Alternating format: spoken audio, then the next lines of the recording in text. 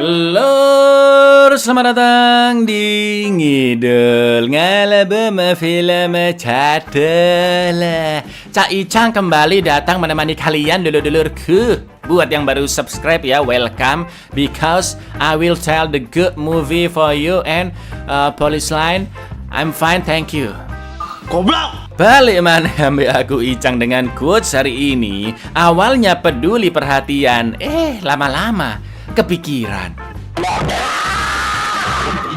Kali ini kita akan mengidul film berjudul The Accountant 2 tahun 2025 bergenre action kriminal. Film ini mengisahkan kelanjutan dari film pertamanya yang kalau kalian belum lihat bisa tonton video yang ini ya lur ya.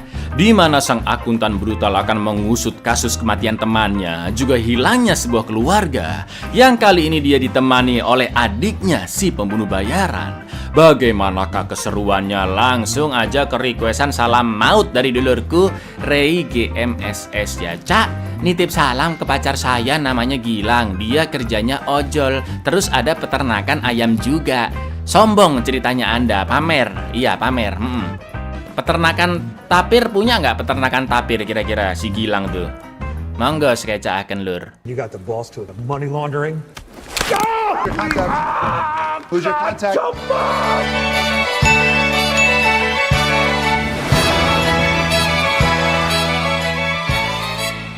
Ray King adalah mantan ketua Departemen Keuangan Bagian Kriminal di Amerika atau disebut Vincent. Malam itu Ray bertemu pembunuh bayaran yaitu Anais di sebuah bar. Dan Ray meminta Anais untuk mencari keluarga asal negara El Salvador hanya berbekal secarik foto lur, yaitu pasutri bernama Gino dan Edith beserta anak sematawayangnya Alberto yang di foto itu masih berumur 5 tahun dan sekarang kira-kira sudah 13 tahun, atau dengan kata lain foto tersebut diambil 8 tahun yang lalu ya kan. Ray menjelaskan jika semua ini adalah requestan dari ayah Edith, sebut saja Pak Ijo, yang ingin mencari keluarga putrinya. Sementara itu di sekitar mereka banyak kroco-kroco yang sedang memperhatikan Ray. Mereka dipimpin oleh preman bernama Cobb yang bekerja atas perintah seorang pria yaitu Burke. Lalu Anais pun mengatakan jika dia sadar kroco-kroco itu sedang mengincar Ray. Gak pakai lama Ray pun langsung ke toilet dan berusaha kabur lewat jendela. Akan tetapi dilalahnya jendela terkunci lur. Ray pun segera menulis suatu pesan di lengan kirinya. Dan akhirnya 2 kroco pun datang menyerang Ray. Lalu yang terjadi?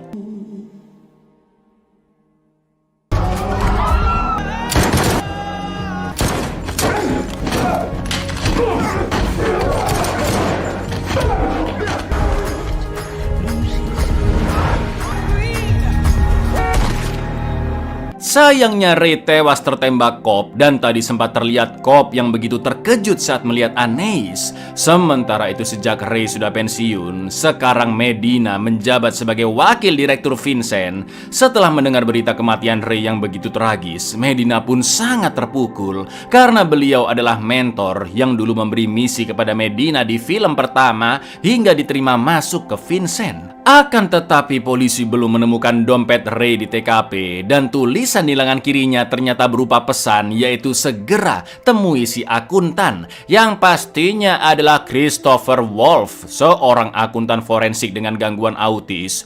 Christian bertugas menyelidiki kejahatan yang berhubungan dengan keuangan seperti penipuan, penggelapan, atau pencucian uang. Selain itu Christian juga terbiasa membantu bermacam-macam kelompok kriminal untuk merekayasa catatan keuangan mereka agar lolos dari suatu legalitas hukum atau urusan dengan musuh kliennya. Namun sebenarnya informasi-informasi dari kelompok kriminal itu sengaja dibocorkan Christian ke pihak Vincent alias Ray dan Medina demi menegakkan keadilan. Selama menjalankan kegiatannya yang sangat butuh kerahasiaan, Christian dibantu oleh seorang wanita yang menjadi manajernya bernama Justin dari Pusat Ilmu Saraf Herbor, tempat dulu Christian juga pernah dirawat lur. Justin juga mengidap autis dan kesulitan berbicara, jadi selama ini berkomunikasi dengan Christian via aplikasi, dan Justin sangat ahli teknologi. Selain itu agar tetap aman, Christian selalu menjalankan aksinya dengan nama samaran dan tinggal nomaden atau berpindah-pindah tempat. Kadang Christian menyewa rumah yang hanya ditinggali selama beberapa bulan, namun seringnya Christian tinggal di mobil karavannya. He didn't share what he was working on with you? Put up a PI shingle, but Raymond King, Victor Vincent. Sementara itu di kota lain, ternyata Christian sedang menghadiri acara biro jodoh dari aplikasi semacam Bumble atau Tinder, lur. Panitia di sana sempat memanggil Christian karena dia memiliki jumlah pengikut yang paling banyak di aplikasi dibandingkan pria lainnya. Sebagai seseorang yang jago matematika khususnya algoritma, Christian pun menjelaskan jika dia telah memanipulasi sistem algoritma biro jodoh tersebut dengan memasang foto profil dan biodata sesuai dengan apa yang paling disukai oleh wanita. Karena ketampanan Christian ini nggak jauh dari aku lah, lur ya. Hampir semua cewek antri pengen ngobrol dengannya. Akan tetapi baru beberapa menit mereka pun langsung pergi karena memang Christian orangnya kaku dan terlalu serius, lur. I data mined the top online dating app battery of your questions against theirs and claimed to value commitment and stability, but they swiped for dangerous and exciting or unclaimed appreciation. Was anything's possible? I just mean mathematically, none of us are living anywhere permanent. This body will be a corpse. I optimized my profile. Di lain sisi, Medina mulai mencari keberadaan Christian dengan menyewa rumah yang dulu pernah ditempati oleh Ray King dan beberapa barang-barangnya masih ada di sana. Lalu Medina pun menghubungi pusat saraf Herbor dan mbak-mbak resepsionis mengatakan jika di sana tidak pernah ada seseorang bernama Christian dan Justin. Justin yang mendengar semua percakapan itu pun tertegun ketika mengetahui bahwa Ray telah meninggal. Christian Wolf on staff? I'm sorry, ma'am, no. Hey, my name is Mary Beth Medina, staring at a pile of Central America. I need to talk to the handler of the account. I know she's listening. Oh, wait. Ray King has been murdered. Di tempat usahanya sebagai pengepul ikan di dermaga, Burke menyalahkan Cobb yang gagal membunuh Anais meski Ray berhasil ditembak mati. Setelah itu Burke pun mengatakan jika beberapa tahun silam Anais pernah datang ke dermaga dan menembak 3 rekan kerja Burke karena mereka sempat membuat masalah dengan Anais. Saat itu Anais meloloskan Burke begitu saja, namun Burke yakin cepat atau lambat Anais pasti akan ingat siapa Burke dan apa kejahatannya kepada Anais. Maka dari itu Burke menyuruh Cobb segera membunuh Anais yang sekarang akan jauh lebih mudah karena Ray sudah koit. Namun sebelum itu Burke meminta Cobb untuk membunuh ayah Edith yaitu Paijo terlebih dahulu. 4 pro hitters couldn't take out one woman. By your own logic, if she wanted to kill you, she don't remember you. Remember who I am and what I did. Showed up a couple of years ago, pissed off the wrong people. I don't want to get out. Find a human changing for me. Di antara berkas-berkas Ray King, Medina menemukan foto-foto parkiran yang sangat familiar dengan tembok yang retak di daerah Alvarado. Medina pun mendatangi parkiran tersebut dan kebetulan bertemu dengan Christian di sana, yang bisa jadi tempat itu adalah lokasi rahasia ketika Ray ingin menemui Christian secara empat mata. Medina pun membutuhkan bantuan Christian dan hanya dia satu-satunya orang yang bisa mencari tahu alasan terbunuhnya Ray.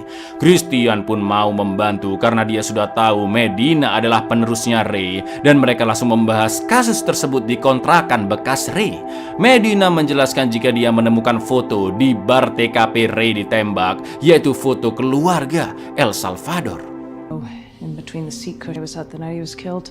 Armando Reyes, Mexico City, San Ronald, Istanbul. Mexico, train schedule, pizza. What pattern are we looking for? Survival probability. Medina juga sudah menempel foto-foto lainnya yang pernah diteliti oleh Ray dan dia berusaha mencari keterkaitan dari semuanya. Lalu setelah mengecek foto-foto tersebut semalaman, Christian yang memang sangat cerdas pun menjelaskan analisisnya ke Medina. Jadi berdasarkan tato di tangan suami Edith alias Gino adalah tato geng Barrio 18 yang telah lama berperang dengan geng MS-13. Pasca perang saudara di negara El Salvador, banyak orang-orang negara tersebut yang pindah ke Amerika. Lalu saat mencapai perbatasan Meksiko, mereka semua pun naik kereta barang agar bisa lolos dari petugas imigrasi. Sedangkan 5 tahun lalu Edith tiba di Los Angeles dan bekerja di Studios Pizza. Christian pun yakin jika nama wanita wanita di foto keluarga tersebut adalah Edith sesuai data di berkas penerimaan pajak yang dimiliki Ray. Selain itu, ayah Edith yaitu Paijo juga terdapat di daftar kliennya Ray. Akan tetapi tidak ada keterangan di manakah Edith berada, dan hal yang bisa mereka lakukan saat ini adalah mendatangi alamat Paijo serta mendatangi Studios Pizza untuk mencari tahu tentang Edith. Barrio 18 is Elko Prison. Else they boarded this train in Los Angeles and claimed to work at Studios Pizza. Edith. A list of Ray's clients over the last 18 months, Emiliano Emi Gonzalez. Sesampainya di sana, pemilik Studios Pizza, sebut saja Karjo, mengaku tidak ada karyawan bernama Edith yang pernah bekerja di sana. Setelah itu, menurut catatan pajak yang dimilikinya, Christian pun yakin jika Karjo diam-diam melakukan praktek pencucian uang di sana. Mendengar itu, Karjo pun emosi dan tanpa banyak omong, Christian langsung menyerang Karjo agar segera memberitai dari mana asal uangnya. Krucu-krucu premannya pun sempat membantu, namun Christian dapat melibas mereka semua dengan mudah, lur. Karena memang Christian sudah dilatih bermacam-macam bela diri oleh ayahnya sejak kecil, ya kan? Kalau yang udah nonton film pertama pasti tahu, lur. Karjo akhirnya mengatakan jika dia hanya mencuci uang kiriman dari seseorang bernama Thomas, penyalur mbak-mbak malam imigran dari Amerika Latin. Lalu Karjo juga memberitahu di mana hotel tempat mbak-mbak itu sering mangkal. You got the balls to the money laundering? Who's your contact? Use Who's a motel them? or two at What motel? City Center downtown. Di perjalanan, Medina pun mengatakan jika dia sama sekali tidak setuju dengan cara Christian barusan yang menggunakan kekerasan untuk menggali informasi. Setelah itu, Christian mengaku jika dialah yang sebenarnya mengatur agar Medina bisa diterima di Vincent dengan membantunya tidak secara langsung lewat manajernya Justin. Namun Medina hanya mengetahui jika 8 tahun yang lalu dia bisa diterima karena mendengar arahan dari seorang wanita misterius lewat telepon yang membantunya menyelesaikan kasus. Padahal wanita itu sebenarnya Justin, lur, yang terus memberikan informasi. Karena Christian menganggap Medina adalah kandidat yang cocok untuk menegakkan hukum sebagai pejabat Vincent. Lalu untuk mengulik tentang siapa Thomas di hotel yang dimaksud Karjo, Christian pun meminta tolong ke adiknya, seorang pembunuh bayaran yaitu Braxton yang sedang bertugas di Jerman, agar segera datang ke Amrik secepatnya, tepatnya di hotel Karjo kurang dari 24 jam. Mendengar telepon dari kakaknya, Braxton pun awalnya sempat merasa jengkel karena Christian tidak pernah ada basa-basi ataupun menanyakan kabar, dan mereka terakhir bertemu saat misi 8 tahun lalu di Chicago. Namun Braxton tetap akan membantu kakaknya karena dia paham Christian adalah pengidap sindrom autis yang sulit bersosialisasi. I need your help. Goodbye. Braxton? What do you want? Angeles, California in 24 hours. Braxton, hello. Why? Because what? You need my help? I want to shoot the shit. Keesokan harinya, Braxton pun tiba di Hotel Karjo dan sebagai agen Vincent, Medina berjanji tidak akan menindak Braxton karena sudah membantunya menggali kasus Edith. Setelah itu, Braxton bicara 4 mata dengan Christian, dan sebagai kakak adik yang lama tidak bertemu, lagi-lagi Christian yang mengidap autis sulit mengungkapkan perasaannya dan tidak bisa berbahasa basi. Lalu Braxton pun memesan 3 orang mbak-mbak malam ke resepsionis dan menunggu di kamar bersama Christian, sementara Medina tetap di luar. I am Mary Beth Medina, the Director, Financial Crimes Enforcement. You look good, Chris. I think so too. Care what they look like? Nah. Send them up. 3 mbak-mbak malam sudah tiba di kamar dan Braxton memberikan uang ke mereka untuk memberitahu cara memanggil Thomas datang ke sana. 2 mbak-mbak pun langsung ketakutan dan segera kabur, sedangkan yang satunya akan memberitahu siapa Thomas asal mendapat bayaran yang lebih banyak, karena informasi tersebut tentunya sangat mempertaruhkan nyawanya. Wanita itu juga meminta agar Braxton dan Christian menyakiti Thomas karena dia sudah lama menyiksa gadis-gadis di sana. Setelah itu, si mbak pun menelpon Thomas berpura-pura sedang mengalami masalah agar Thomas segera datang ke tempat itu. Would you like us to? Please. Okay. Room 35. Okay. Sementara itu Medina baru mendapatkan kabar dari bawahannya tentang rekaman CCTV bar atau TKP kematian Ray serta Pak Paijo yang ditemukan tewas tertembak di rumahnya. Menurut pengamatan detektif, 7 tahun lalu Paijo melapor ke polisi tentang putrinya Edith beserta keluarganya yang hilang tanpa jejak. Usut punya usut kemungkinan besar mereka diculik kartel yang memang terbiasa menculik para imigran untuk uang tebusan. Namun ngerinya sebagian besar dari mereka juga akan dijual dan mirisnya yang tersisa akan dibunuh begitu saja, termasuk suami dari Edith yaitu Gino. Setelah itu Medina pun terkejut melihat Thomas yang dipukul Braxton sampai jatuh ke bawah. Medina juga semakin geram karena Braxton dan Christian dengan gampangnya memasukkan Thomas ke bagasi mobil Medina untuk diinterogasi nantinya. Jelas situasi akan kacau jika polisi sampai mengetahuinya. Namun dengan santai Christian langsung menelpon Justin untuk mengatur lampu lalu lintas agar tetap hijau. Setelah itu Justin juga akan membuat laporan perampokan palsu ke polisi agar Medina benar-benar aman saat kembali ke kontrakan. Selain itu Christian meminta Justin untuk mencari tahu dengan siapa Ray King bertemu saat di bar tersebut. For ransom or for sale to traffickers. You get this. Green lights from here to Victory Boulevard. Here to distract the police until No, we have no right. Ray King. Do you want to know if he knows or not? Joining us remotely this morning by a person of interest.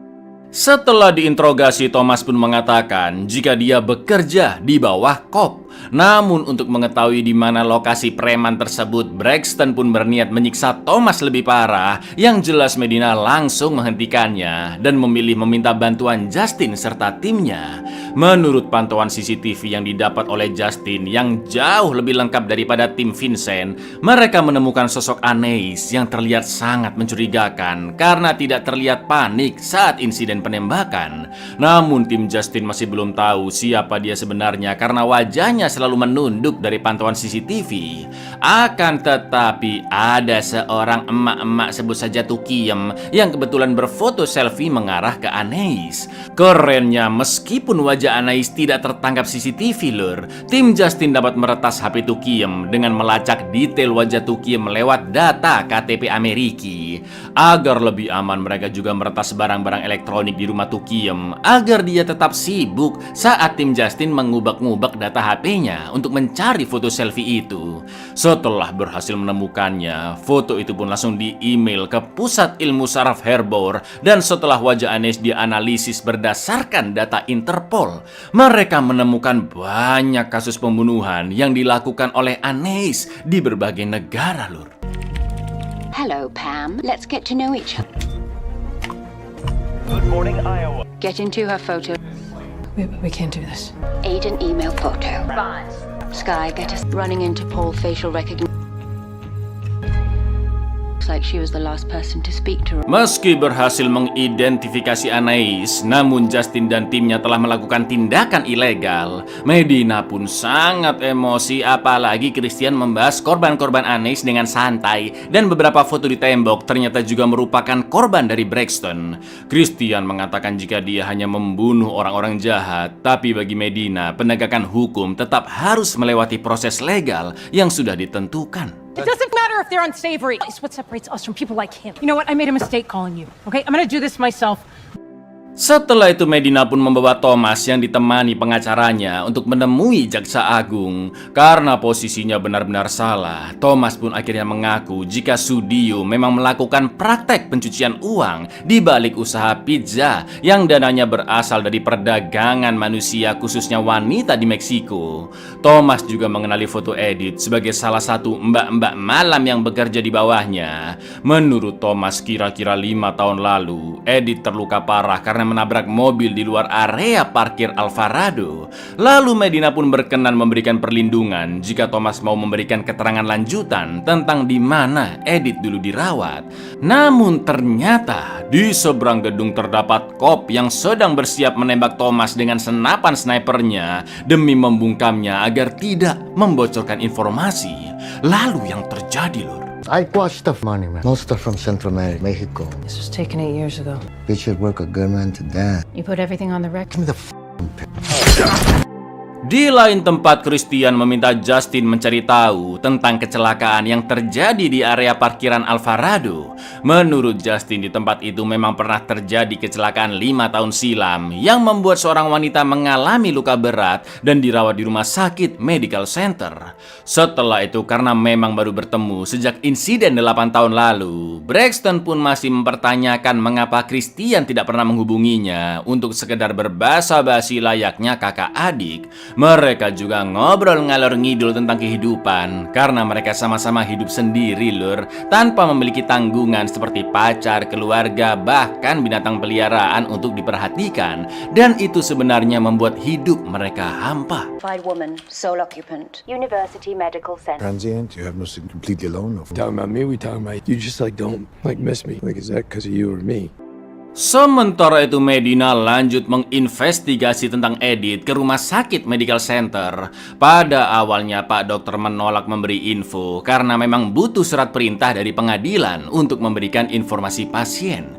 Namun akhirnya Pak Dokter mau membahas setelah mengetahui Medina berasal dari Vincent yang selama ini bekerja sama dengan penelitian saraf Herbor dalam mendukung tenaga medis yang menangani pasien berkemampuan unik. Salah satunya adalah pasien yang mengalami kecenderungan gejala sindrom Seven, di mana seseorang mengalami peningkatan dalam kemampuan tertentu setelah melewati suatu insiden, khususnya yang melibatkan cedera otak maupun saraf lur. Karjo pun menjelaskan bahwa 5 tahun silam terdapat seorang wanita tak dikenal yang kemungkinan besar adalah Edith. Dia mengalami cedera serius di kepala sekaligus wajah yang rusak parah, dan Edith mengaku dia sempat diserang oleh seseorang di sebuah area parkir. Naasnya Edith mengalami amnesia hampir sepenuhnya, jadi sudah tidak diketahui identitas aslinya dan dia juga tidak ingat siapa dirinya. Hari demi hari Karjo terus melatih saraf otak Edith dengan permainan catur hingga dia menyimpulkan jika Edith telah mengidap sindrom Seven pasca insiden yang dialaminya. Karena seiring berjalannya waktu lur, Edith menunjukkan banyak peningkatan dalam skill pertahanan diri, seperti bermain catur dengan terlalu serius seakan-akan hidupnya sedang terancam. Edith juga sibuk berlatih bela diri hingga akhirnya dia berhasil kabur dari rumah sakit. Lalu betapa terkejutnya Medina ketika melihat rekaman CCTV rumah sakit yang ternyata Anais adalah Edith lur yang sudah mengalami rekonstruksi wajah. Itu artinya Gino adalah suami dari Anais, sedangkan Alberto adalah putra semata wayangnya. Namun tentunya Anais tidak ingat ya kan. Lalu Sin pun memperlihatkan insiden 5 tahun lalu saat Edith diserang seseorang di parkiran Alvarado dan dia sempat berusaha kabur dengan mengegas mobilnya sampai menabrak tembok parkiran hingga mengalami kecelakaan fatal. Acquired savant syndrome, so rare some neurologists. Acquired savant syndrome would explore ability to decode and assimilate information. Appeal of chess wasn't strategy, but combat. Until one night, she beat a security and disappeared. Setelah mendapatkan semua informasi tersebut, tim Justin yang masih mengamati Medina langsung meretas komputer rumah sakit dan mengambil semua bukti-bukti tentang Edith. Di lain sisi, Braxton mendapat tawaran membunuh Medina yang pastinya dia menolak misi tersebut ya kan. Akan tetapi ketika Braxton sedang tidur, Christian sangat terkejut melihat notifikasi di HP Braxton jika pembunuh bayaran lain sudah ditugaskan memburu Medina. Lalu setelah mengulik informasi yang didapat dari rumah sakit, Justin pun memberi info ke Christian jika Edith adalah Anais dan dia sedang OTW untuk membunuh Medina. Selain itu, Ray dibunuh Cobb karena telah berhasil menemui Anais alias Edith. Gak pakai lama, Christian pun langsung mengegas motornya untuk menyelamatkan Medina dan juga meminta Justin untuk memperingatkan Medina. Tapi yang terjadi lur,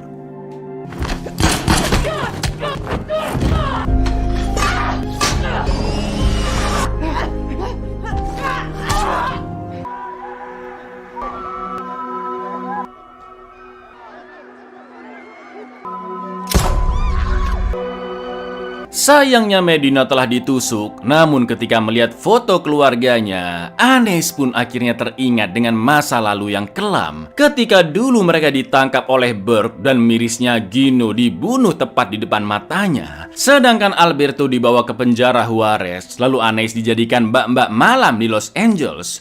Tak lama kemudian Christian pun tiba di sana dan sebelum kabur membawa foto keluarganya, Anais mengatakan jika Edith hanyalah masa lalu. Alih-alih mengejarnya, Christian memutuskan fokus membantu Medina yang sudah terluka parah dan Medina pun segera dibawa ke rumah sakit oleh polisi yang baru berdatangan. I think your child is a prisoner in a compound in Juarez. Someone intervened and extraordinarily Go to Juarez. Take those kids into the desert. Usut punya usut, ternyata Burke adalah sosok yang membayar Anais untuk membunuh Medina. Namun dia masih belum tahu jika ingatan Anais sudah kembali, ya kan? Dan pastinya cepat atau lambat Burke akan segera dikoitkan oleh Anais. Agar dirinya tetap aman, Burke pun menyuruh Cobb ke penjara Juarez, Meksiko, di mana para imigran dikumpulkan terlebih dahulu sebelum dijual, dan Cobb diminta menghabisi semua tahanan anak-anak di sana. Sementara itu Christian merasakan koneksi yang sangat kuat dengan Alberto dan merasa anak itu adalah sesama pengidap autis. Lalu Christian juga akan segera menyusul ke Juarez dan awalnya Braxton tidak setuju karena tempat itu sangat berbahaya. Akan tetapi karena Christian tetap ngotot, Braxton pun akhirnya terpaksa menemaninya. Thanks, Brax, for getting my back. You're the best goddamn brother. I ain't the goddamn point. I always get your back, Chris. Di area perbatasan dekat penjara Juarez, tim Justin pun nekat meretas drone Amerika agar bisa mengetahui detail area di sana. Sementara itu di penjara, Cobb dan rekan-rekannya sudah menyuruh anak-anak masuk ke bis dan nanti akan segera dibunuh lalu dikubur ke galian tanah yang sudah mereka siapkan. Di lain sisi, posisi Christian dan Braxton masih cukup jauh lur dari Juarez. Mereka pun terpaksa meninggalkan karavannya dan langsung mengegas mobilnya ke Juarez sambil membawa senjata lengkap untuk melibas semua kroco-kroco di sana.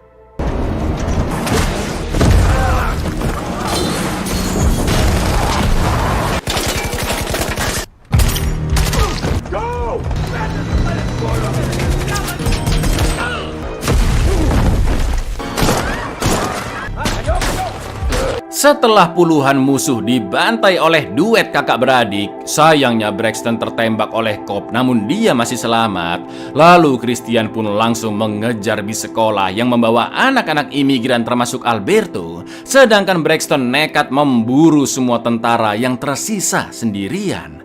Dan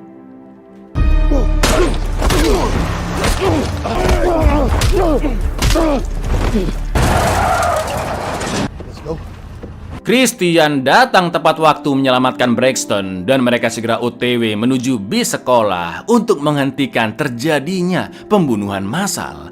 Sampai akhirnya Listen to me, man. No, you don't. Let me in. You're safe. It's okay.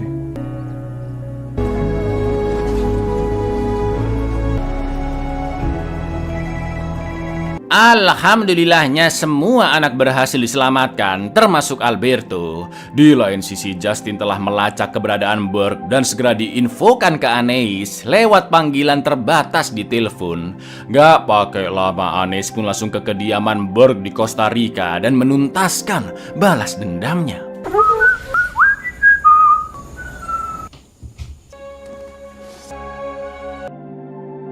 Setelah benar-benar sembuh, Medina pun kembali bekerja dan menelpon pusat penelitian saraf Harbor untuk berterima kasih ke Christian, Braxton, juga tim Justin yang telah membantu Medina dalam menyelesaikan kasus Edith. Sementara itu Alberto pun diterima di Harbor sebagai salah satu anak panti di sana.